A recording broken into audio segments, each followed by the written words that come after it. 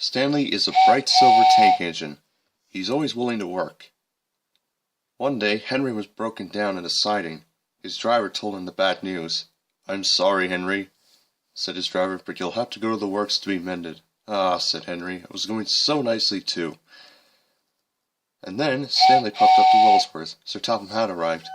"Stanley," said Sir Topham Hatt, "I'm glad to see you. Henry's broken down and I need you to take his freight cars to the docks. Can you do that for me, please?" "Why, certainly," said Stanley. "I'm able to do it." And then Stanley puffed off to the quarry. The train was waiting there in the siding.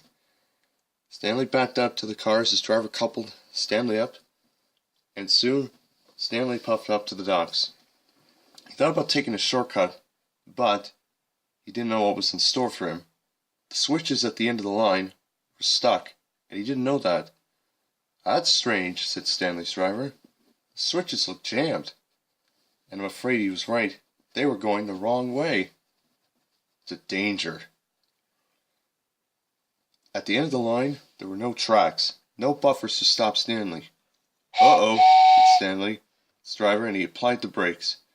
Stanley was going too fast, and he couldn't stop in time. He derailed and crashed off the tracks. It was a disaster. Stanley felt very embarrassed. Then Sir Topham Hatt arrived. "Stanley," said Sir Topham Hatt, "what were you thinking?" "I'm sorry, sir," said Stanley. "It was the switch." "Indeed it was," said Sir Topham Hatt. "I shouldn't be angry at you then. I should be angry at that lazy signalman." Bill and Ben arrived to clean up the mess, along with Rocky.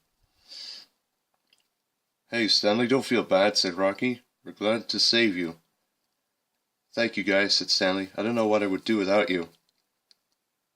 "Don't worry about it," said Ben. "Everything will be all in good hands."